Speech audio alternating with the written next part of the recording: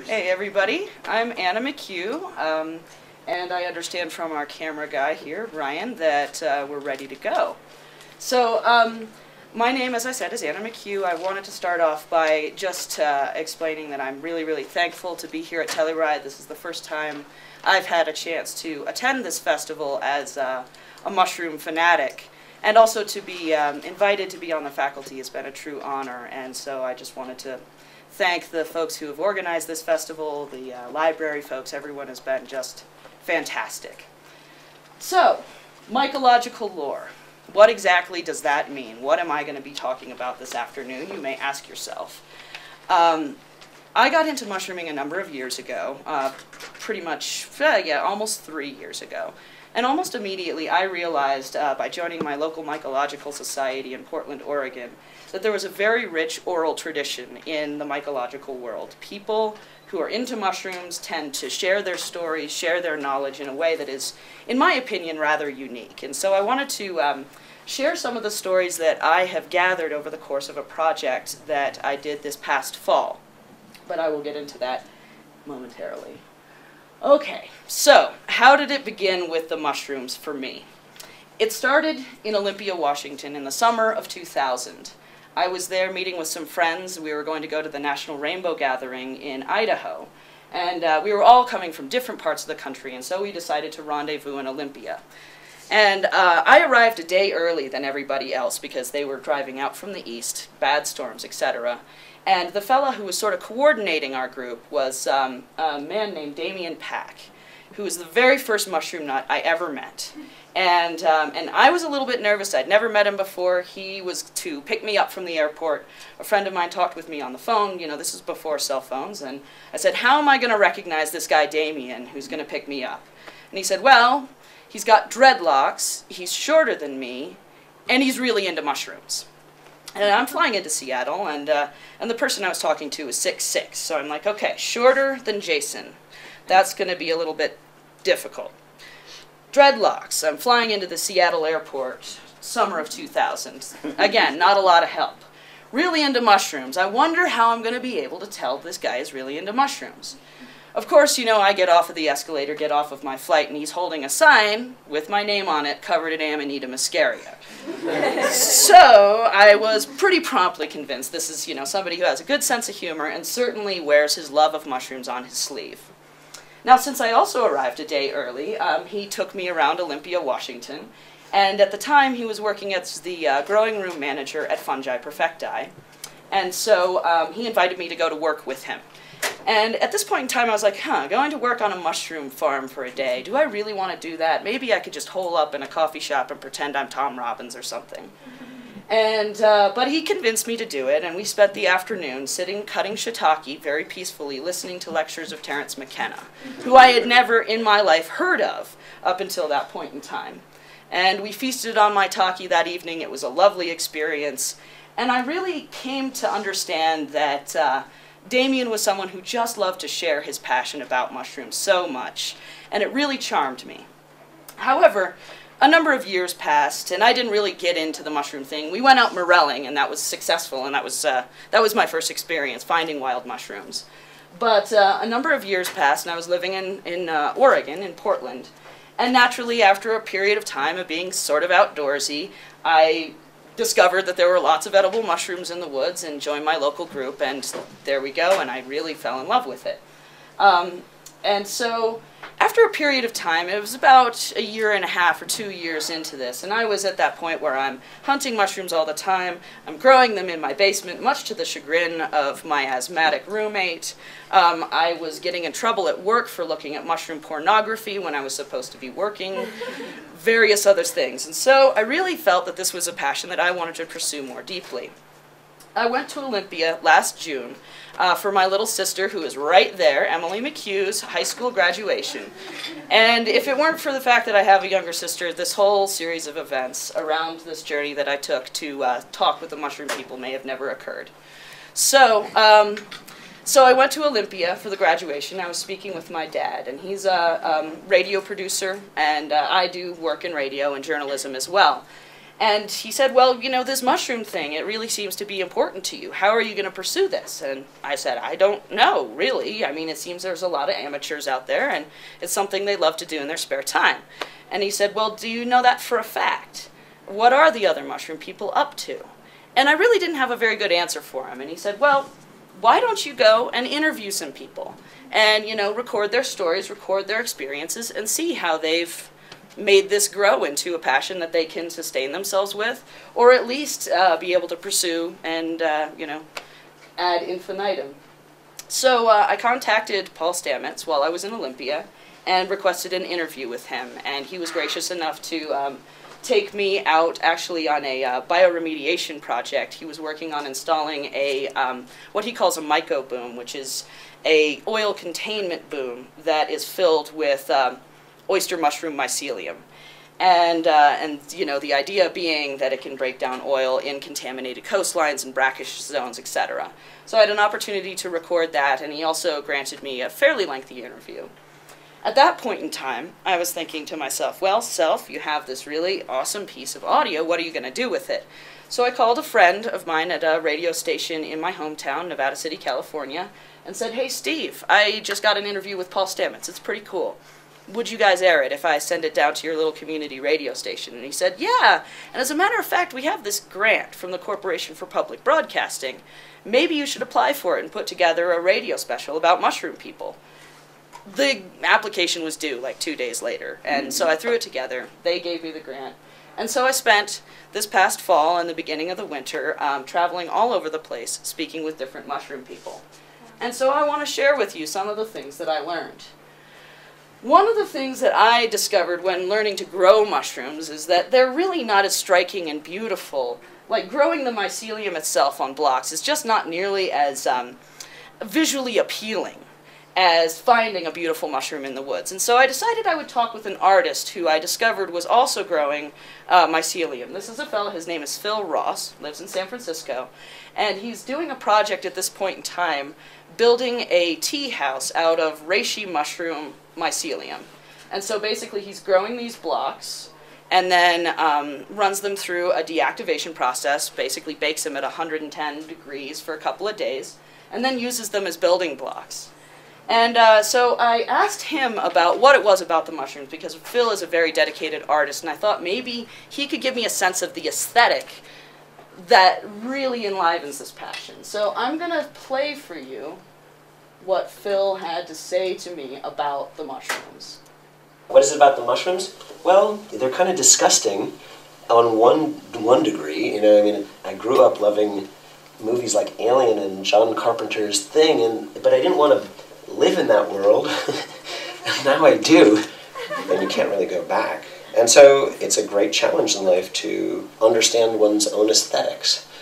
Like, these things are so disgusting and ugly looking, but they're just fascinating materially and behaviorally. So they are now the most beautiful thing in the world to me. After making those comments and several other various really articulate thoughts, Phil then proceeded to smash that metal mug with that piece of mycelium and show me that actually his blocks are really good. Basically, they're load-bearing structures. It was really fun. He also offered to fix a hole in my car by smashing it with mycelium, and I declined. This is another person that I had a great pleasure to meet. His name is Dr. Charles Lefevre. He lives in Eugene, Oregon. And I decided that, you know, of all the mushrooms out there that really seem to turn people on and get them off, it is the truffle. And so I figured it would probably be a good idea to talk to somebody about truffles and what it is about them in particular, and by way of them, the entire, you know, kingdom of fungi in general. Why is it that it's so attractive to human beings? And he had some really interesting comments, and I want to share them with you now, about the truffle and why it is that it's so deeply sought after. If I can find it. There we go. On some level, the truffles are seducing people. They've got lots of different tools to do that with. I think, literally, because the aroma of truffles is fat-soluble, when you're around them a lot, when you eat them a lot, the aroma accumulates in you. And that aroma comes out over time, weeks even. and produces an amount of flashbacks. You have the completely vivid experience of truffle weeks after you've been around them. And they haunt you in a way. They tease you. They make you want them. We had gone to Croatia and were gifted with a handful of truffles, Italian white truffles. And that night we drove to Cortona, Italy, and we were in this apartment. And I had no brush to clean them with apart from my toothbrush. So I'm cleaning these truffles in the sink with my toothbrush. So now every time I open the refrigerator and there are Italian white truffles in it, I'm back in that kitchen with that same marble countertop and copper hood, and and I can even go walk over to the window and look out over the landscape and remember it in great detail. And I think one of the interesting things about talking with Dr. Lefevre and all other kinds of folks that I met on my journey is how memorable their moments with mushrooms are. And certainly in the case of the truffle, you know, they have these very potent volatile oils in them that are closely related to human pheromones and pig pheromones. And so it makes a lot of sense, you know, we all think about how we form memories and the idea of the sense of smell. Obviously, something that turns us on, that's something that's bound to do it. But it was really, I think, talking with Dr. Lefevre, it was a little bit more than that, because it's not just a physical flashback so much as really something about finding the mushrooms or being around them that enlivens our imagination and brings us to places that are more vibrant in a way. And as such, it basically causes some mushroom people to become obscenely greedy. Myself included. I think anyone who's been really successful on a mushroom hunt or has eaten too many mushrooms for dinner at any point in time, you can probably relate, certainly during morel season. This fellow here is Kurt Haney. He's the vice president of the Mycological Society of San Francisco. Side note, he's also a vendor here, and he's selling all kinds of mushroom swag over at the Palm. But one of the stories that he shared with me at the Mendocino camp for the San Francisco Society really summed up this sort of tipping point that you hit when you're excited about the mushrooms and then you're finding them or interacting with them in some way, and then they take over entirely and you lose all reasonable behavior, and sometimes at the expense of your own dignity. So I want to share a story that Kurt told me with the permission of the fella who the story is actually about, on the subject of losing your mind because of mushrooms. This guy, Don Hughes, went morelling with his girlfriend up in the Sierra in that big burn up there up on by Strawberry. And he goes, he's got his basket. I sold him the basket. He has a big basket.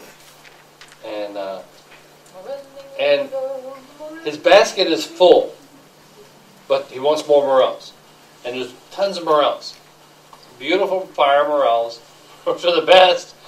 So he takes his pants off, Levi's, ties knots in the ends of them, fills them up, and walks out in his boxers. And walks out in his boxer shorts with his basket and his pants full of morels.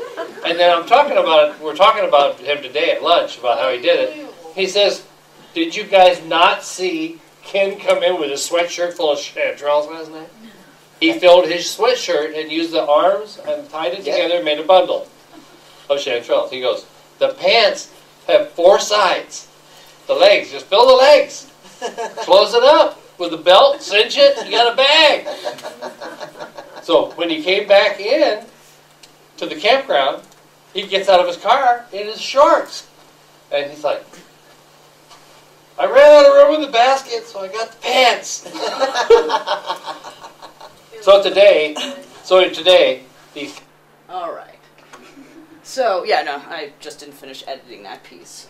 So, basically, I don't know if anyone has had this experience of really being in the midst of a social situation where you are just a little bit too crazy about mushrooms. But considering that this is sometimes something that happens, I wanted to address the most important topic in my talk, which is wilderness survival using your mushrooming skills, and also harvesting the knowledge of the people that you're around. I do want to give you some cautionary notes, however, about the things that can happen to you in the woods if you get overly excited about mushrooms. The #1 survival technique, if you are a mushroom hunter, is try to keep your cool. if that fails, there's a couple of other things that, of course, you can do in order to get yourself back on track. Now, I want to share a couple of stories with you that were told to me by a fellow from the Willamette Mycological Association in Eugene. His name is Joe Spivak, and he's been a mushroom hunter for many, many years, an educator and a foray leader with their Mycological Society. And he addressed basically the most common problem with getting too excited about mushrooms in the woods, and then one of the most uncommon, unusual, and admittedly grotesque stories that I think I've ever heard in relation to mushrooming. So I'm going to play those for you now. Well, one of the things, I taught mushroom classes for 7 or 8 years through LCC, and yeah, people get lost a lot. Like one woman got lost on one of our mushroom hunts. We started out, it was going to be like, we're going to meet back in 1 hour, an hour passes, and she was great. I mean, she was this classic, like, young, kind of Eugene hippie girl, really into mushrooms, you know, and she'd gone out by herself, and it's actually in a wilderness area, it's pretty wild there, and it took us about 2.5 hours to find her, and when we found her, she had an incredible collection of mushrooms in her basket. And it's funny because she wasn't as concerned about being lost as we were concerned about her. She was like 19 maybe, you know, and I'll never forget that. You know, she'd come back and we were like, whoa, where were you? I mean, she had this stunning array of boletes and chanterelles and you name it. It was awesome. This is a really bizarre story. I don't know, it's kind of grotesque. I don't even know if I should tell it. But once we were out mushroom hunting in this fairly far off spot about 20 miles from here. I don't know exactly where it was, way out in the Coast Range. I was with a good friend, John Carlick, who I go mushroom hunting with a lot. And we found this, like, feces dump that looked like it was Sasquatch. It was this huge, perfectly like pretzeled human looking feces that was the size of a cow feces, about like 9 inches tall, and it was right near this huge pile of chanterelles that we were picking, and we're like, oh my God, it was so scary to us. And it's hard, you know, you don't usually think of feces as being scary as much as gross. When we saw it, because it seemed like it was steaming and it was so huge, and it didn't look like something that came out of a bear. It looked like something that came out of a person that was half human, like a Sasquatch. And we actually saw that thing and we're like, ew, my God, what living thing could do that? And we actually, like, left the spot. It's a true story. I don't know what it was to this day. We didn't want to touch it. We're like, oh my God, something that could do that? We better just get out of here. So, the moral of the story is the woods can in fact be a relatively dangerous place. And this is one of the points at which I come back to what I really have concluded over the course of all of my journeys and all of my conversations with mushroom people, which is it's really good to stick together. Doing this as a social activity is sort of the core of what makes it magical. Or not the core, but part of what makes it magical. In addition to which, you have a lot more fun, and frankly, you're a lot more safe. You know, and that's something that I think about a lot. I just moved back to the Sierra foothills. And many of the places that I go mushroom hunting are pretty dangerous spots, not just because of, you know, the terrain or the territory, anything like that, but because of the other people who are there in the woods with me. There are a lot of people that shoot their guns and are not being, you know, terribly conscientious, and a lot of people that are just kind of, you have to be conscientious and aware of your surroundings. And being in a group of people is a good way to go about doing that. All right, and I do, at this point in time, want to tell you a brief cautionary tale from my own experiences getting lost in the woods. And it's the only time this has ever happened to me, but really underlined for me my need to become more educated about what I was doing. And this happened in Sea Ranch in Northern California. It's on the north coast, north of San Francisco, south of Mendocino. And it's a beautiful spot. My friends and I had gone out there for a couple of days to do some mushroom hunting. And this is the basket that I came home with. So it was a very, very happy day at the end of the day. These are, you know, lots of, I think that day we saw the largest fruiting of winter chanterelles I've ever seen in my life. It was just gorgeous. But at any rate, we were mushroom hunting on a hillside. You could see the Pacific Ocean and Highway 1 from the forest where we were hunting. That being said, I wasn't really able to keep track of where I was because, again, this fruiting of mushrooms was so incredible, I completely stopped looking around where I was. You know, number one thing that kind of can get ahead of you when you're in the woods is things are so incredible at a very small level that you stop looking for landmarks, you stop looking for your friends. This happened to me, and I discovered that I was lost. The irony of this is that the timepiece that I was using actually happened to be my friend Don's GPS, which I didn't know how to use. And so I pulled it out, and you know, I'm too far north or too far south. I don't know. The ocean is over there. I'm sure I'm going to figure this out.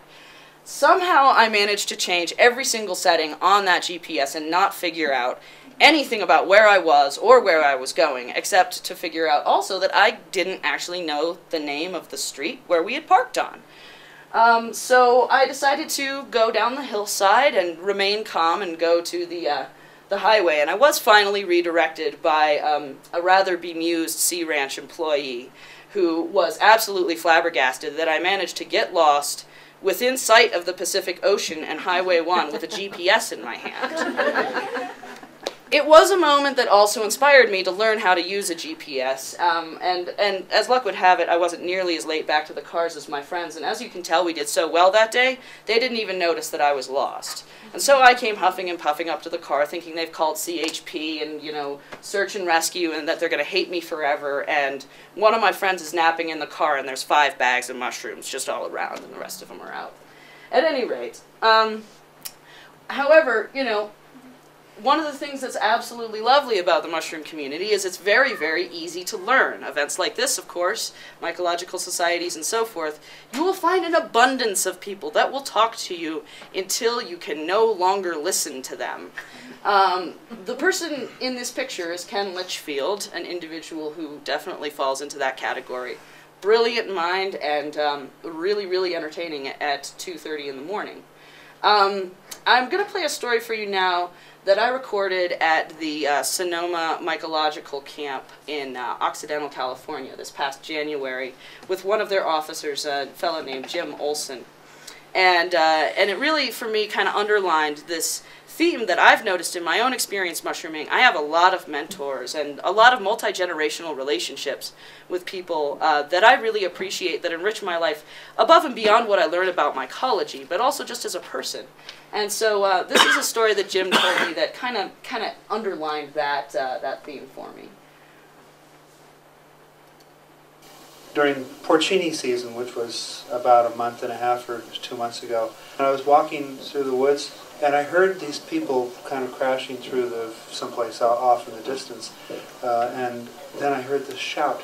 This young woman, couldn't have been more than 20 or so, shouts out, "Holy crap, I just found a porcini!" Ringing through the woods, of course, so naturally I had to walk down and see what was going on. And there were these 2 young women and an older kind of man, and I got to talking with him, and he told me that he had come to the same spot looking for porcinis since he was 4 years old with his dad and grandfather. This is in Point Reyes. So every year for the last 40 years or so he's been doing it, and which gives you some sense of the continuity of mushrooming. Anyway, I was thrilled, but this woman was really thrilled. And you know, this story is really significant to me for a couple of reasons. First of all, you know, when I started mushrooming, I really I started trying to self-educate myself, sitting down with a book and looking at pictures of chanterelles and trying to figure out where they would grow. And I had one mentor in particular who continually said to me, if you want to learn these things, you have to show up to meetings. If you want, you know, and also you have to show up at the woods. You don't know until you go. You can spend as much time as you like trying to predict where the mushrooms are, but until you get to know these people, that's you're going to flounder more than you otherwise would. In addition to which, I have to say, I take a great deal of joy in turning other people onto mushrooms. And this is something that I've noticed amongst the mycological crowd is almost a universal. It's like giving someone a Christmas present, if they really get into it. I mean, on the other hand, you can take someone out mushrooming and they just don't get it, or they can't spot a morel, you know, or tell the difference between a morel and a pine cone, and they hate you forever. However, this is my friend Gwen Tavares, and she was somebody that I took mushroom hunting for the first time a number of months ago when I was on this trip. And in the subsequent months, she's become pretty diehard about her mushrooming, especially because she lives in the Bay Area. She has some wonderful spots right outside her back door.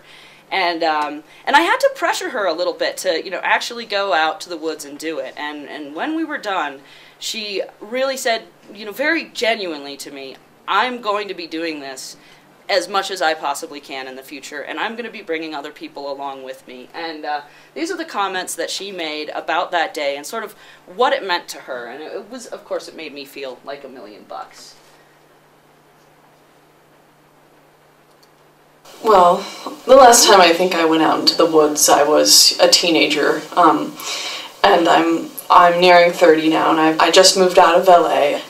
And finally getting back to the California coast, the North Coast, has been very nice. And I never trusted mushroom hunting, and now that I have done it, and I found my first chanterelle today, and saw them as, you know, something that is these mushrooms that I always passed by, and I always carefully washed my hands afterwards, you know, thinking I would end up like one of those people that gets the bad ones.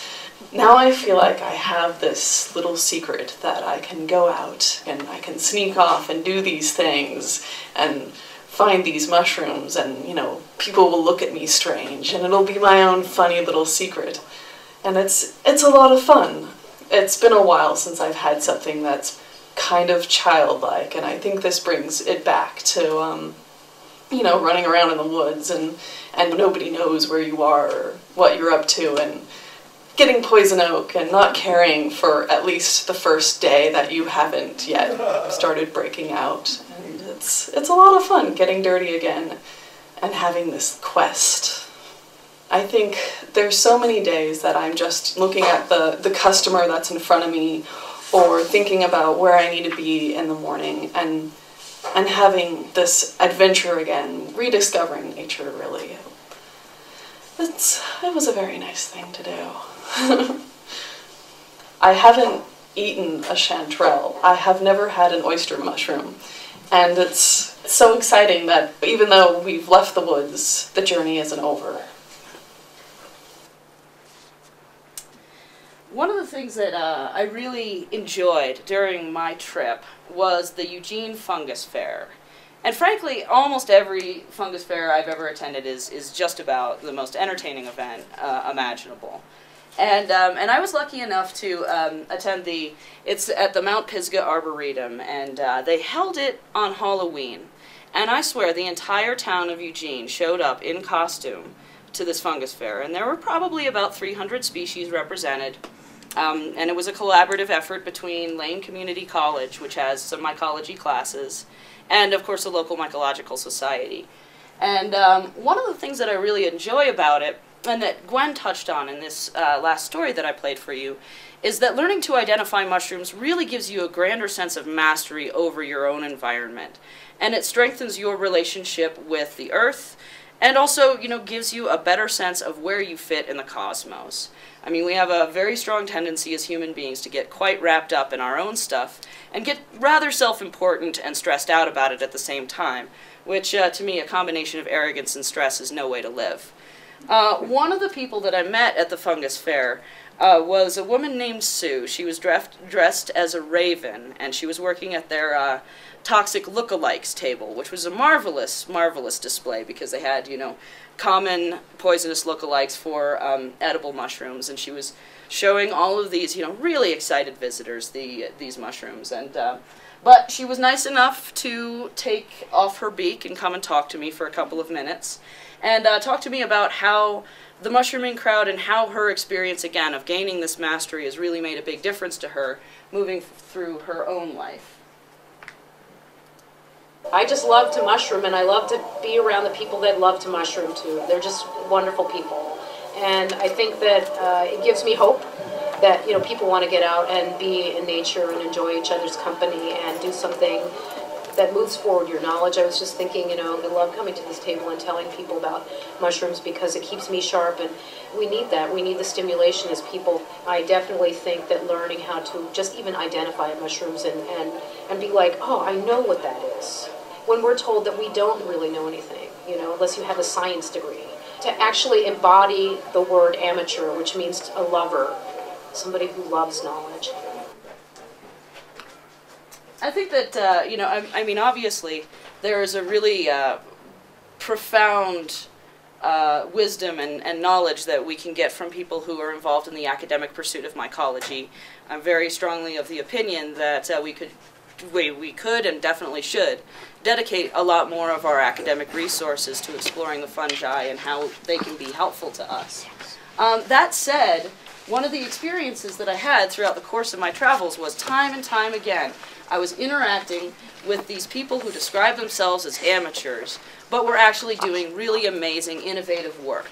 And it's always really encouraging to me, in particular, because, you know, I got into mycology with a background in Greek and Roman history and juvenile public defense. So I hadn't used a calculator in about 50 years. The only thing about the history that helped me was I wasn't intimidated by Latin, but I had no background in science to speak of. This fella here is Tony Migas. He's from Vancouver, Washington. And he does a number of, well, he has an amazing kind of in-home research facility. And what he's holding right here is Pleurotus tuberegium, which is a basically a sclerotia-forming Pleurotus species, or oyster mushroom species, that grows very well in arid climates. And it's something that he's been growing for quite some time in his own life because he thinks that it's a really interesting and possible food source alternative for people who live in arid zones. Obviously, he doesn't have to worry about that in Vancouver, Washington, but it's definitely something he's been pursuing for some time. And I've always been really impressed, you know, Tony, when I first met him at the Mycological Society, he's like, oh yeah, I'm just, you know, kind of a hobbyist cultivator. I come over to his house to interview him. He's got 6 medical grade autoclaves that he bought from the university hospital, and, you know, a spawn storage room that is the size of my house. And, you know, and things, of course, fruiting all over the place. And it's like, when you start to interact with the mushroom people, there's a certain humility that a lot of them oftentimes have while they're doing amazing work and research. And but one of the things that Tony told me about, because he's really, really into his medicinal mushrooms, he's been working with Daniel Winkler, etc., on the cordyceps, is my understanding. And but he told me a story about why he became interested in pursuing medicinal mushroom research, which is sort of where he started out as, you know, a culinary cultivator and saw in his own life reasons to pursue more of the medicinal side of things, which he is actively doing. And so I want to share with you why.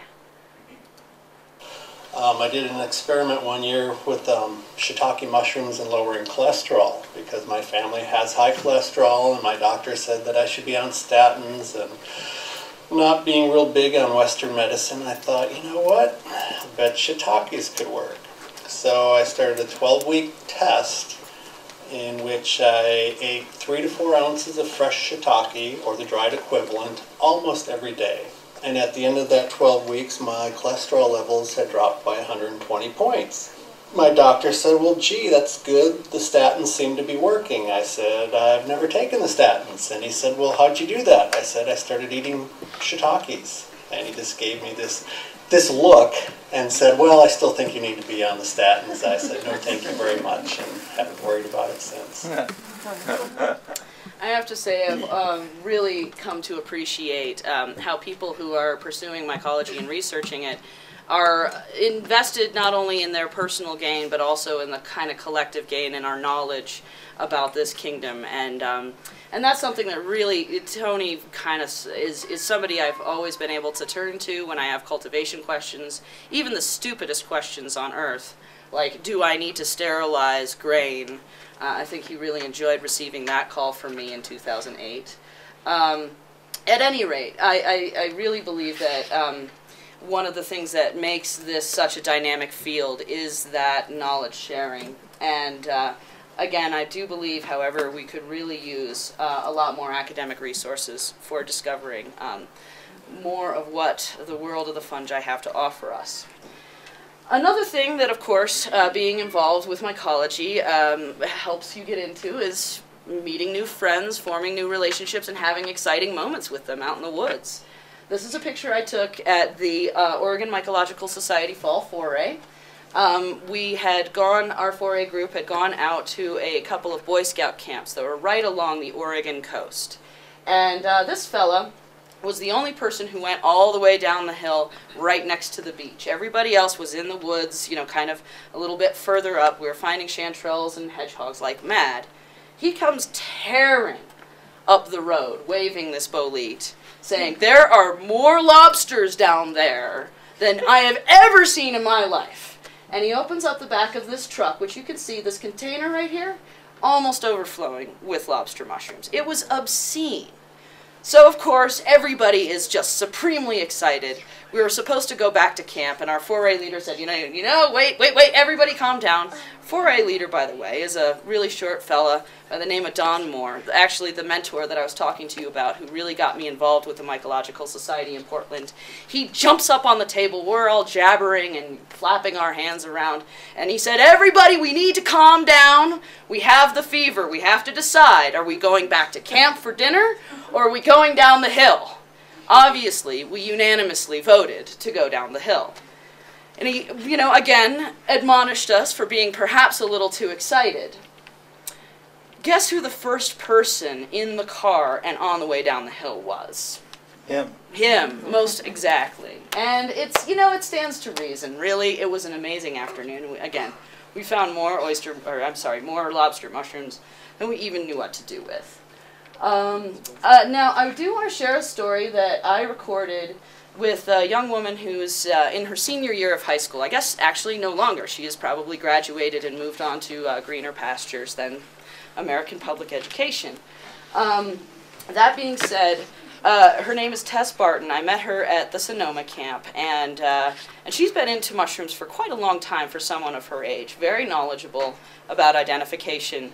And she was also very articulate about her reasons for loving this community, and I want to share her comments with you. One of the things that did impress me a lot about Tess is the fact that even though she was a senior in high school, right at the beginning of her senior year, she decided that it would be worthwhile to start a mushroom club at her high school, and spent the entire year fighting with the administration to let her do it. So they started with, it's going to be a mycological group, and they said, no, you can't collect mushrooms. Okay, well, how about this? We'll just look at pictures of mushrooms. No, we have to do it even, basically, she had the runaround for an entire year, but finally managed to establish her club. And of course, by the time it was done, she was on and out of that school forever. But that dedication to creating a resource for people to actually get access to this knowledge was something that was very impressive to me, and her tenacity in getting that going, and also keeping the momentum up, because she didn't have any allies on the school faculty, and really stuck to her guns and got the job done. So, that being said, I'm going to share with you some of Tess's comments about what does it for her in the mushrooming crowd. I've always been really interested in mushrooms ever since I was a little kid. I always noticed them and was really interested, but I don't look for mushrooms for the purpose of eating them. It's more find great satisfaction in finding and identifying. The moment that I really knew I was into mycology wasn't exactly a moment. It was when I got David Aurora's book, All the Rain Promises and More, and I started reading it. I read it more like a page turner book rather than a just identification field guide, and all the stuff that it said in there just about the culture that surrounds mycology and the stuff that mushrooms can be used for and how it in a way brings people together really intrigued me. I can see where you would feel like a noob if you're just coming into mycology, which I definitely kind of did, but everybody's just so nice and welcoming, and everybody just wants to share what they know, and it makes it seem it's like a family. That's something that was a meaningful statement to me, especially considering that over the course of the past couple of years, my biological family continually struggles with an understanding of why it is that I'm into mushrooms. And so having people that I can discuss this with and also get good strategies you know, feeding my family mushrooms didn't work, and so I'm still trying to find the best way to make them completely, well, okay with it. My dad's the last one that's hanging on. I think the rest of them are pretty okay with it. This is Ryan Snow. He lives in Mendocino, California, and is he's a mushroom hunting guide. Really enjoys spending time out in the woods leading foray groups. And one of the things that in my discussion with Ryan really impressed me was he has a very spiritual connection to mushrooms. He has a very strong feeling for their consciousness and their existence and importance. That being, and so, you know, and honestly, when I started to interview him, I'm like, okay, you know, we're having a hippie conversation, everything's fine. And it just sort of slipped out that he's a Stanford-trained biochemist who kind of turned away from the world of academia to really pursue these organisms because they're so meaningful to him. And that just blew me away. And, you know, and time again, meeting mushroom people, I always learn something amazing about them. They tend to be incredibly bright, well-educated people who you kind of have to pry it out of them. But that said, Ryan had some really interesting comments for me about the human-fungus relationship. I've been talking a lot about how we get friends and mentors, and it's all lovely in our societies. But it's also really good to bear in mind that, you know, we're in an interaction, a symbiotic interaction with the fungi when we start to pursue them in whatever way. And this is how Ryan articulated it for me. Because he really does speak with the mushrooms. The first time it happened, I was driving to work, and a mushroom name just popped into my head, and it was in Latin. And I decided I should listen to this, so I pulled over and kind of walked around, and I found a big patch of shaggy manes. And that's the name that called out to me, Caprinus comatus. It's happened too many times to be, you know, just coincidental. And that's what it is about. You become friends with these organisms. And, you know, just like your human friends, so you recognize them. And the more you see them, you know, the more friendly the relationship becomes. I have many experiences of mushrooms, you know, telling me what they were good for and so on. I've never gotten sick from eating mushrooms, and I've eaten probably 200 different species. And so it's become a livelihood. So I'm in the woods almost every day, either, you know, collecting mushrooms for restaurants or myself, you know, scientific inquiry, or leading people through the woods and turning them on to this world. You know, I couldn't ask for a better livelihood. I'm doing what I love and getting paid for it. And one of the things, I'm going to move on here to, these fine people here are the farmers who run the mushroomery. It's an organic biodynamic farm in Lebanon, Oregon. Really a wonderful ground-up operation. They opened up probably about 3 years ago. In the course of that time, their business has expanded exponentially through the farmers markets and also with local restaurants and so forth. And Dustin Olson, he's the one on the extreme left, is really a very strong advocate for mushrooms in his community. And, you know, one of the things I love about this farm is that, you know, they're at the farmers market talking with people about mushrooms every single weekend, explaining how they're grown, even basically serving as a splash point for people who have mushrooms that they bring in that they want identified.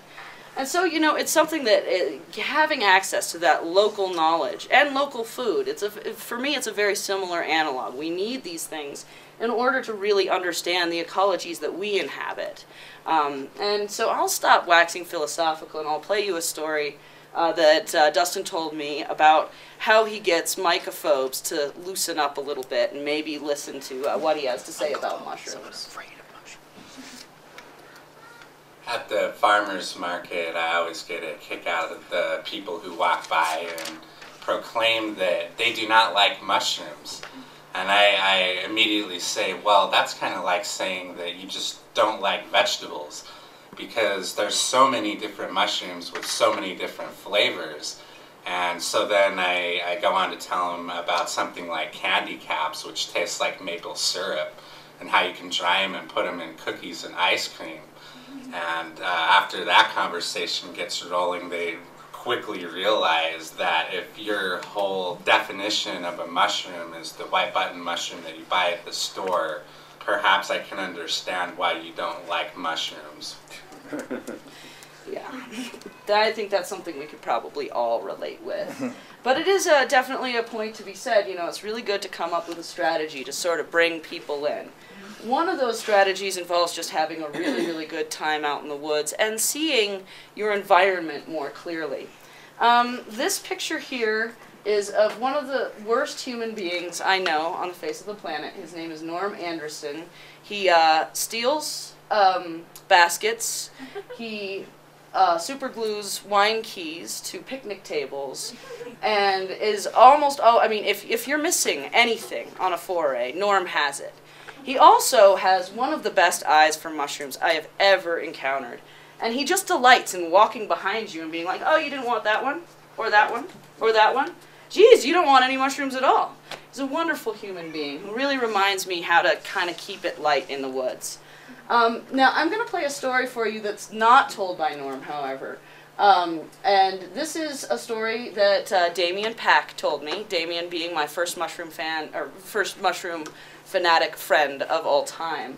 And my meeting with Damien for the course of this project was particularly special because, you know, when he had first taken me out to Fungi Perfecti and I got to listen to McKenna and all of this, I just didn't really connect it for a number of years and how meaningful it was. And so when I was doing my trip, he was the last person I stopped to interview. And so it was this nice sense of completion that I could come back and be like, I think I'm starting to understand what you were talking about. But this is a little bit that Damien told me about his experiences in the wood that were both enriching, and also a little bit about mushroom hunting competition, because we all know that that happens from time to time. There we go. I found my favorite color while I was mushroom picking. It was a day of walking through the woods, picking every mushroom that I could find to go home and identify them. And literally 80 different kinds of mushrooms that day. And we were getting ready to go, and it was getting dark, and the moon had come up. And I looked up into the forest. My favorite color ended up being an usnea hanging from the tree with the moon behind it, and it was this brilliant silver, shining silver green. Usnea is a lichen, and they call it old man's beard. It's medicinal, vastly medicinal, and in particular kinds of ecosystems, it's what you see hanging from the trees. And this wet silver green just licked my face and made me giggle and cry. You know, it was so beautiful. And that's like sort of the image that I have when I head to the forest. It's that color. Gosh, people always ask me, like, what's your favorite mushroom? Well, that's really, really hard to say. It's funny because I'll say my favorite mushroom to find or my favorite mushroom to eat. One of my favorite mushrooms to find is edible, but most people don't really eat it. It's Pseudohydnum gelatinosum. And it's this little jelly fungi, and it's got dentines on it, little teeth, and it's clear. It's like you can see through it. And when you touch it, it wiggles, it jiggles, it's just like silly and sweet, and it's got like fairy energy to it. And yeah, I love finding that mushroom. It's just a sweet little thing.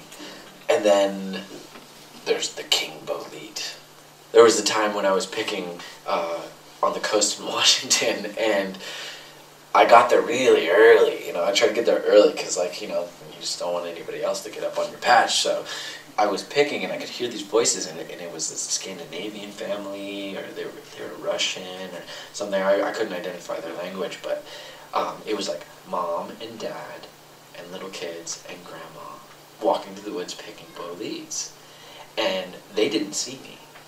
I was hidden in the bushes, and what I was doing was running in front of where they were picking and picking as many as I could get before they got to them. And it was really insidious. I was like, my birds, have them, precious, you know. And at one point I see this whole cluster and I'm like, wow. So I go up and I'm picking them and like getting them in my bag, and I turn around and the papa of this group sees me. And I'm like hunched down and I'm feral, man. And like in between me and him, there's a bolete popping up just barely out of the ground. And literally think we both saw it at the same time. We saw each other and he kind of laughs and then yells over at his family. And I'm like stuck in between this, like, I'm gonna go run and get that mushroom and get that guy standing right there. And what do? And so I just bolt right at the mushroom. I jump on the ground, stick my hand on the ground, pop it up, lift it up, I look him right in the eyes, and I'm like, and I run into the woods. I can hear them laughing and cursing at me. Oh my god. So yeah, great moments in mushrooming. And it's good, you know, when you get to the place where you're out in the woods, you start to see things more clearly, and you see the humor in life a little more clearly as well. In addition to which, it really heightens your sense of adventure. And no one in the world of mycology really speaks, well, actually, that's not true. All of these people are adventurers. But one of the people who I met who is definitely of that stripe is Taylor Lockwood. I understand he's probably going to be here next year, but he's off in Thailand or China doing something ridiculous right now. For those of you who are not familiar with Taylor's work, he is a wonderful mushroom photographer and does these just gorgeous portraits of mushrooms. And his perspective is that he's not so much just photographing mushrooms for scientific purposes or even artistic purposes as, you know, botanical art, but these are actually portraits of individuals. And I really just love his turns of phrase. But this is a story that he told me about pretty much the furthest he had taken his pursuit of the most beautiful mushrooms in the world. And so I'm going to play you a little bit of Taylor. One of the greatest things that happened to me as a mushroom photographer was discovering bioluminescent mushrooms. So a year and a half ago, I went to southern Brazil. I have a friend to contact down there, and I made it very clear this is what I wanted to do. I ended up going out 11, 12, 1 o'clock in the morning, walking by myself into the rainforest with my little LED flashlights, looking for bioluminescent mushrooms. And I found them. It is such an exciting thing to walk down a trail and find these gorgeous, glowing mushrooms. When you see them and you kneel down in the dark and pull one of these things up and look at the green glowing gills, it is really, I would say, a religious experience. And it's such a completion to know there are these things out there and then to find them, like a fabulous Easter egg hunt for people that really like to live on the edge of life. Oh, Michael searching far and wide. Oh, Michael searching far and wide. Hey, oh, Michael far and wide, across the rolling countryside, searching for his answers and questions of his mind. All right. Well, I want to proceed, actually, by sharing, since this is Shroomfest and so forth, I wanted to share a piece from the documentary that I actually did. It's probably about 8 minutes in length, and it's the chapter that I did about entheogens and psychoactive mushrooms. Because I knew, and this is something that when I approached this project, I knew for a fact I was going to have to address psychoactives in some way to a general audience. And I have to say, of all of the challenges in writing and framing this conversation, it was the biggest one, and also the one where people were the most helpful to me as far as giving me guidance and mentorship are good times. And a lot of the people that are staffing this festival gave me really good and sensible advice about, you know, how do we frame this discussion in a way that's useful and doesn't scare people, because mushrooms are scary enough to people who are, you know, in the normal crowd anyway.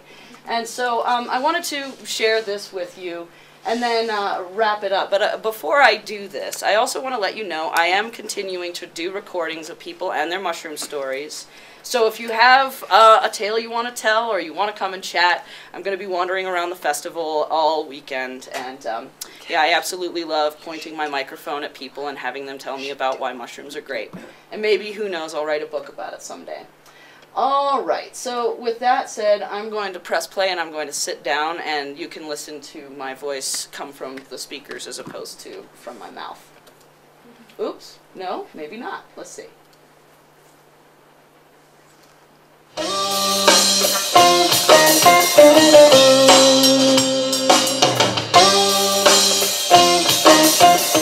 is Larry Evans' band, by the way. Fungal Boogeyman. Great album.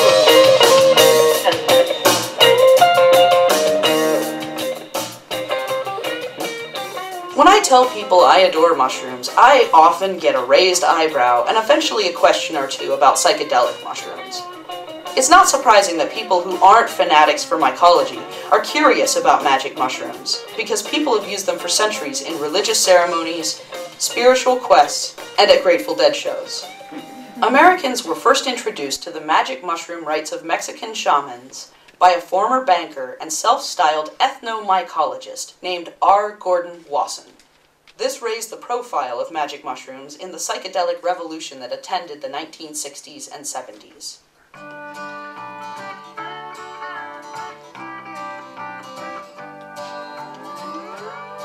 There was a scholar from England. He got a call from the Pope.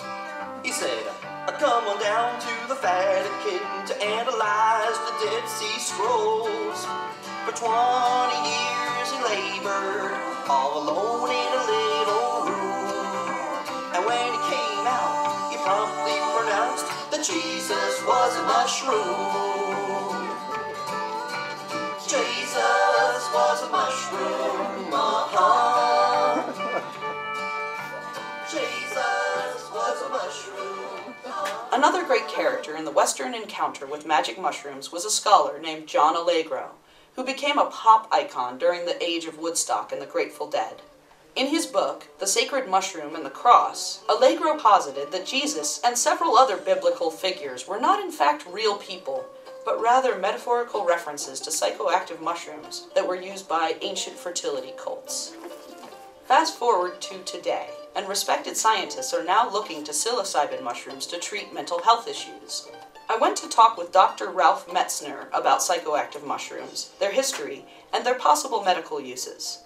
Metzner is a clinical psychologist who studied with Timothy Leary at Harvard, and is a prolific author on the subject of clinical psychology and pharmacology. The psychedelic mushrooms are one important class of psychedelics, and I got interested in that whole field when I was at Harvard, a graduate student, working with Tim Leary and Richard Alpert. We first used psilocybin, not the mushroom, but the synthetic psilocybin. I thought, and I still think and agree with Leary, that these are by far the most interesting tools that have ever been discovered for psychology or anyone who's interested in the human mind and human consciousness. A study, a very beautiful study being done where psilocybin is being used in the treatment of end-of-life anxiety, which is phenomenal, actually, in terms of the politics of it.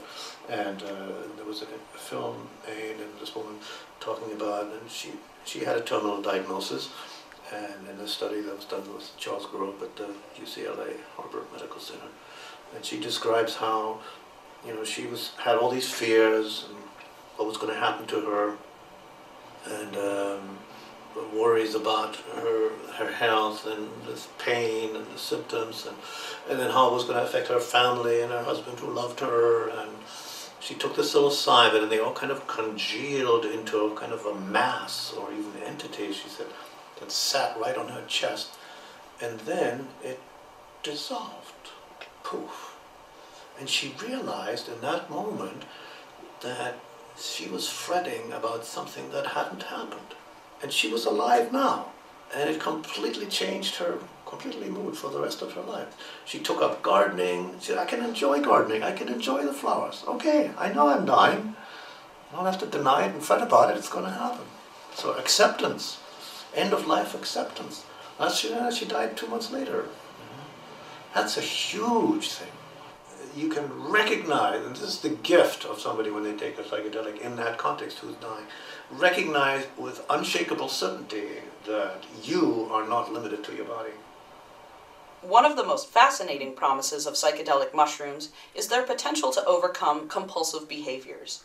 After talking with Dr. Metzner about how these mushrooms are being used to treat people with alcoholism and other compulsions, a story Paul Stamets told me came to mind.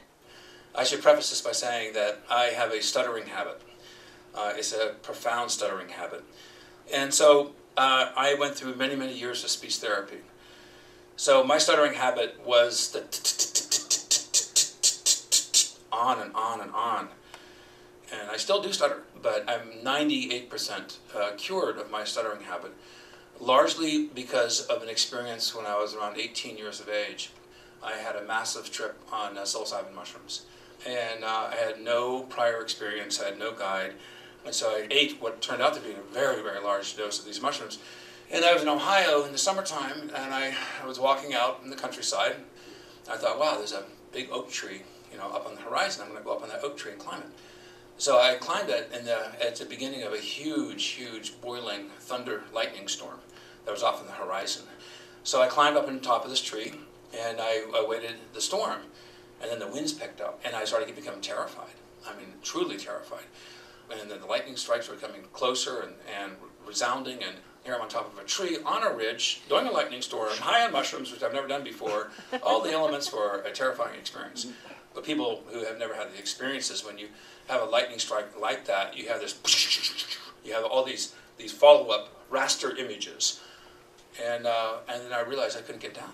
I was terrified, and I hung on that tree for dear life. And I started examining my issues in life. Paul, what's up? You have some big issues that you need to deal with. And so I started saying, stop stuttering now, hundreds and hundreds of times. And I was crying and self-doubt and all that stuff. And the storm eventually passed, and I came down, and I went back to my room and went to bed. And I had a really hard time dating ladies because they wanted the football jocks, they wanted the macho guys, and I couldn't stare at people in the eyes because if I stared at them, they would talk to me and then I would stutter. So I always stared at the ground, so I found mushrooms. That's one of the reasons why I found mushrooms. So the next morning, I was walking along, and this lady that I liked very much, she was walking by me, and she looked at me and said, "Good morning, Paul." And I looked at her straight in the eye, and I said, "Good morning. How are you?" And I stopped stuttering in one day. Now, I'm not saying that is going to work for everybody, but personally I realized, oh my goodness, after many, many years of speech therapy, something happened. One side will make you taller, the other side will make you shorter. One side of what? The mushroom. That's what it's there for. Everything has a purpose, even here. There are other psychoactive mushrooms besides the psilocybin species. The classic Alice in Wonderland mushroom, the fly agaric, is perhaps the most striking and iconic fungus in the natural world. With its snowy white gills, lacy cream skirt on the stalk, and brilliant red cap adorned with white flecks, it's the well-dressed, leggy redhead of the mushroom world. It's also packed with very strong psychoactive chemicals. But the magic of mushrooms is not just about psychoactive chemistry, in my opinion. Mushrooms of all sorts beckon to mycophiles and tell a story about nature that is both fascinating and enchanting.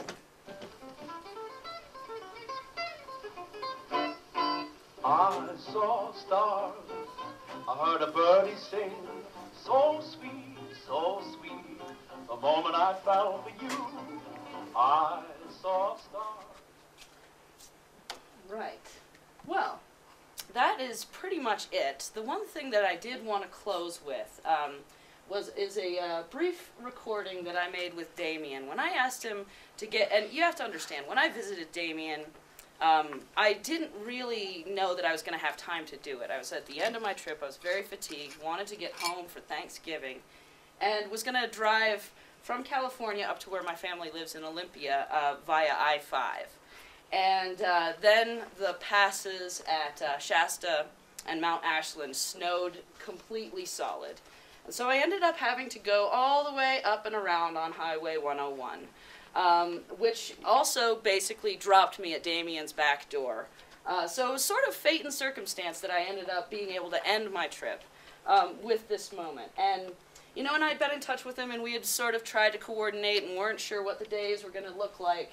And so I called him up literally the day I was leaving Nevada City to come up to where he lives in Humboldt County, and said, hey, I think I might show up today. Is that going to be all right? And I kind of felt a little bad about that.